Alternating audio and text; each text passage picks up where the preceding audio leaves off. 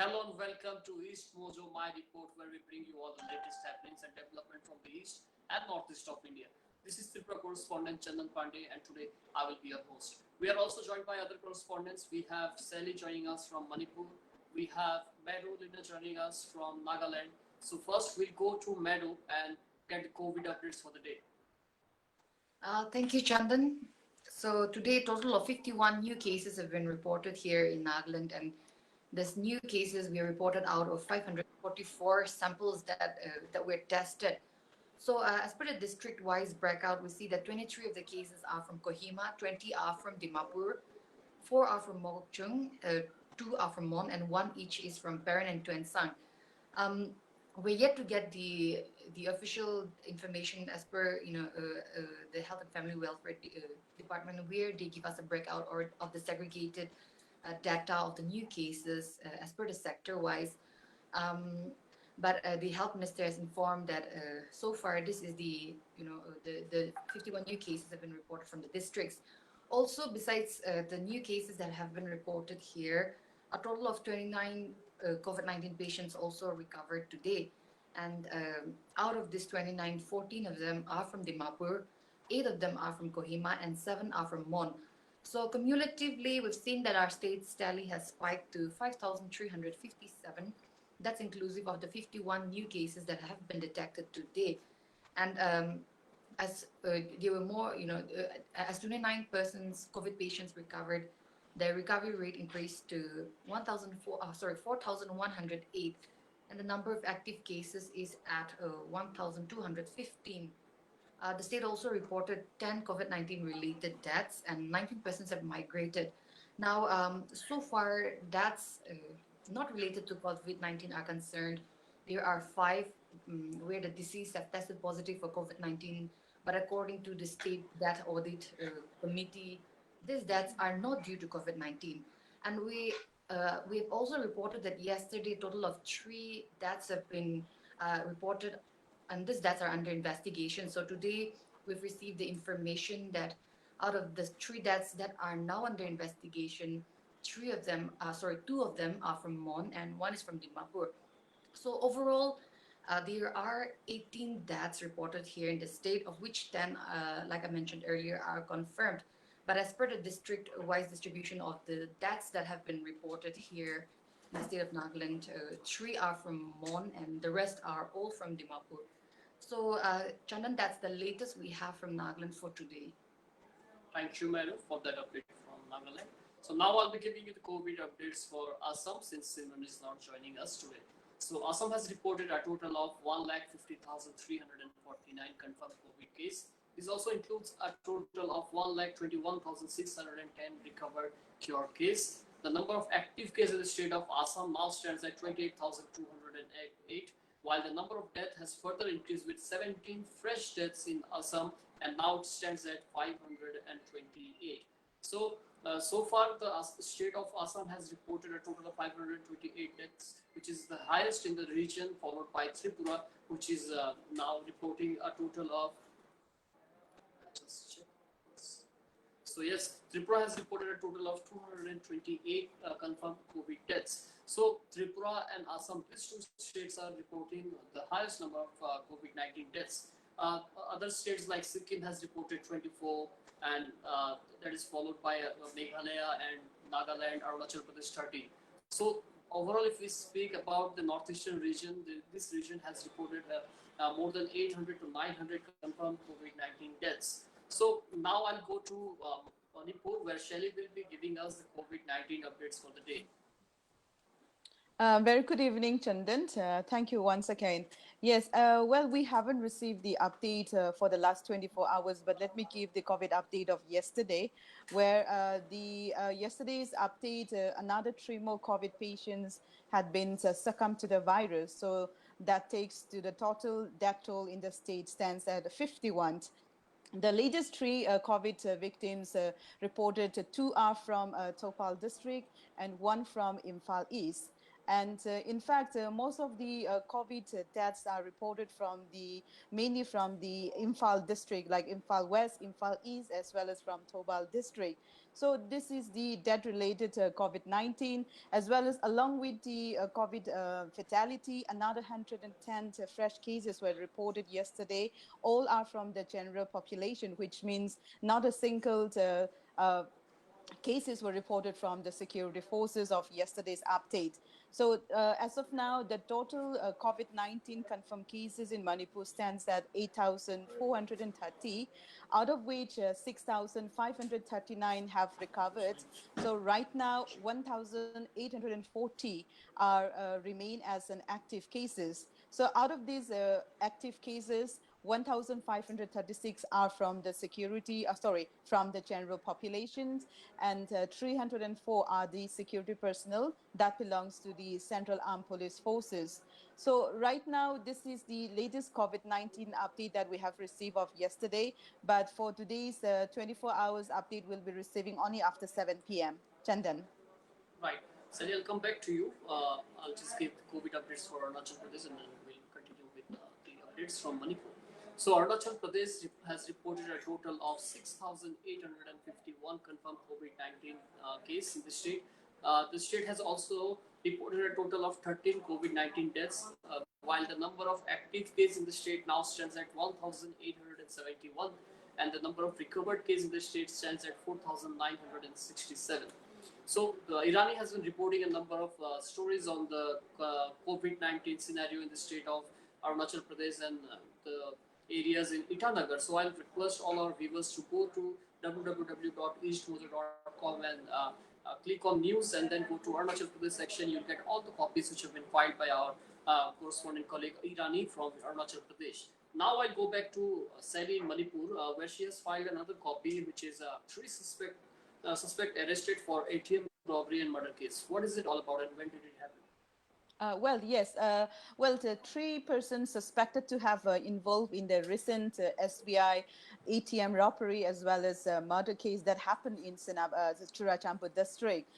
In fact, the incident happened on September 4, where I guess the security card of the Writer Safeguard company. In fact, this company is taking care of loading the cash in the various ATMs which is belong to the SBI in Churachandpur district. So when this security guard came out from the SBI Churachandpur main branch, all of a sudden he was shot dead by some unidentified miscreants, and those criminals fled away with the cash amount of 1.15 crore, which is meant to be loaded in various SBI ATMs in and around Churachandpur town. So the security guard was taken to the Imphal, but then suddenly unfortunately, in fact, he was succumbed to injury. So now the police have traced down and then they have arrested three suspected individuals. Ironically, it happens to be the employees of the same company where the business belongs to. According to police, one of the arrested person were having a lot of money, the amount of rupees 20 lakh, which gave a lot of suspicious and which they feel that intricate to the recent robbery plus the murder case that happened in Churachandpur district. Moreover, as per the police sources, when they interrogated with these three arrested individuals, they also revealed that they are involved in various money laundering activities that has been happening over the last 5 years, which they have looted somewhere around rupees 2 crores. So that has given a lot suspicious, but right now the police are still under investigation with these people, and they are suspecting that this might lead to the major racket that's happening in the town as well. But as per the police sources, they cannot ascertain if these three arrested individuals that has belonged to the same company are involved in that specific fateful incident that happened on September 4. Chandan. Right, Sally. Thank you for that update. Indeed, it's sad news that an incident like this has happened in Manipur. And however, the three suspect has been arrested, and we hope that while interrogation, the police will get the racket which is running behind this incident. So now there is one more story which is coming from Manipur that CM lays foundation stone for project of worth rupees 180 crore. What project is all about? Yeah, well, this is in yet another development that's bringing mostly focusing on the hill districts, where the Chief Minister and Biren Singh today had laid a project which is somewhere around a 46 project worth of rupees 180 crore. Not only the few projects were laid foundation, but he also inaugurated some of the transit accommodation for those doctors, nurses, and teachers who are transferring to various districts across the state. So the transit accommodation were inaugurated at Churachandpur district, Singhat, that is also in Churachandpur district, and Pora Pikara, that is in Chiripam district. According to the Chief Minister, this transit accommodation would be constructed in 19 different places, mostly in the district areas. So this is one way of addressing the shortage of accommodations, where mostly when the transit happens among the healthcare workers as well as the teachers posting in various areas have a problem. So this is a way to address such issues.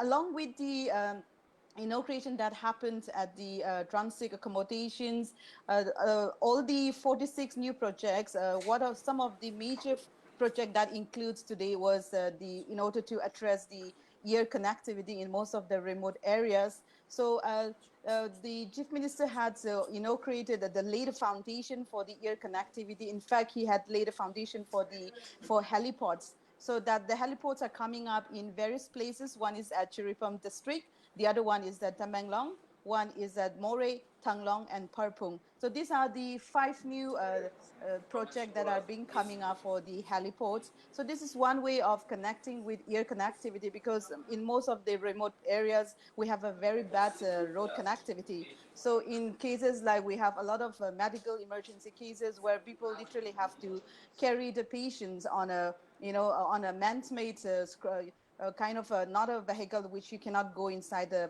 places.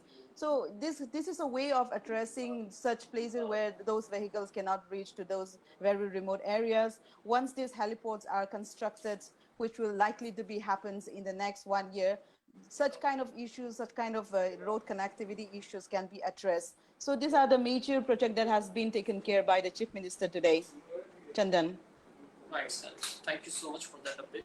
So indeed, it's a great news coming in from Manipur when we speak. In the last 6 years, although we have seen that after the NDA government came in power, they have tried to that level best to connect the northeastern state with railway and airways. We have seen recently that the Udan scheme has also given a number of flights to connecting northeastern cities with one another. So now with this project coming in Manipur, we hope that the remote areas and the village in Manipur will be connecting with the major cities in the northeast. So now I'll be giving you the COVID updates from Mizoram. Mizoram has reported a total of 1,534 confirmed cases, which means 28 new confirmed cases were reported in last 24 hours from Mizoram, which is very less in compared to other states, which has been reporting a number of confirmed cases, including COVID-related deaths in every 24 hours. So Mizoram has been giving a good example to all the northeastern states and the rest of India. The number of deaths still remains at 0, while the number of active cases in the state now remains at 561, with a total of 973 recovered cases. So this is the COVID-19 scenario from Mizoram. Now we speak about Sikkim. Sikkim has reported a total of 2,274 confirmed COVID-19 cases. This includes a total of 24 COVID-19 deaths, which is in last 48 hours, 3 persons have succumbed to this virus. And when we speak about the number of active cases in Sikkim, Sikkim has a total of 463 active cases presently, and the number of recovered cases in the state now stands at 1,789. So this is the COVID update from Sikkim. Now I'll be speaking about my state, that is Tripura. Tripura has reported a total of 20,969 confirmed COVID-19 cases, while the number of active cases in the state now stands at 7,159, which means the number of COVID-19 active cases has reduced in last 24 hours. While the number of recovered cases in the state has also increased, that is 13,559 recovered cases, while the number of COVID-19 death has increased with 1 new death in last 24 hours. That is now it stands at 228, while 23% samples were collected here and later they migrated from here. That stands at 23. So it means that for the first time ever in Tripura in last 1 week, 1 month's time, Tripura has reported single death in last 24 hours. So this is a good sign for the state. We also saw that yesterday the West Tripura MP Pratima Bhomik, she visited COVID hospital, that is Govind Ballapal Hospital with the West District Magistrate Dr. Shailesh Kumar Yadav. So a central team who are also on their visit to the Tripura for 10 days. They are here now for almost 8 days. So they will be here for another 2 days before they return fly off to Delhi. They were called here to help the state government, and it seems that by them coming here in Tripura, the government has got some changes in their infrastructure in the way of treatment to the patient. The preliminary observation of the central team had said to the state government that 3 reasons were found for the number of deaths which was reported in the state. That is, people did not adhere to social distancing protocol, they did not wear mask in public places, and they did not report to the hospital in time. So what we saw that in last 10 days, whoever have died, most of them, that is 45% of people have died within 24 hours of getting admitted in the hospital, which means a number of people did not report to the hospital out of fear, or they were afraid to go to the hospital, because a perception has been prevailing in this state where a number of leaders and opposition leaders have been saying that they have termed the hospital as a hell. So anybody who chose to go there, he will certainly die. This is what a perception was built in the state. That was also said by the Advocate General Arun Kanti Bhomik. So now I'll be talking about the High Court update. Today, the High Court of Tripura Division Bench by Chief Justice A. Qureshi and Justice S. Talapatra, they heard the EastMojo case which was taken on September 11. The High Court Division Bench had given a notice to the state government to submit a clarification on what kind of measures and preparedness they had done in the state to fight the COVID-19 virus. In its reply, the state government today filed a detailed affidavit in the High Court, and the Advocate General apprised the division bench that the state government had taken all the measures required right from January, even before the center circulated a circulation to all the states. So the state government tried their level best. However, the state government seeks support from people of across the society, which includes the High Court, appealing to the people to not panic because it's a pandemic situation, and the government, nobody knew that something like this, a pandemic, would be taking place, or nobody was prepared for this kind of pandemic. So this is what the Advocate General had apprised the High Court. However, the Chief Justice has said that that would not be enough for him to get a conclusion, final conclusion. So now he has again asked the state government to file another clarification, that is an additional affidavit in the High Court by September 28, giving all the specific details, including the detailed report of the central team who are in the state to investigate, to find out what was the lapses, what was the mistake done by the state government, and what went wrong, that the number of deaths and the number of cases in the state increased all of a sudden in last 1 month's time. So the state government is likely to file an affidavit on September 28, which the Chief Justice A. Qureshi and Justice S. Talapatra will be hearing on September 28. So this is something coming out of the state. Another report which I am going to file in some time is that the Tripura government had decided to observe 2 days mask enforcement day, which is on today and tomorrow. So this 48 hours, the state government in its all 23 subdivisions that we have in 8 districts, they will be doing a special drive to enforce face mask wearing. So now what they will do is, anybody who's found in the public place, they are not wearing a face mask, they will be slapped a penalty of ₹200 on the first violation, and on the second one they will have to pay ₹400. So the government has decided this because the central team had said that.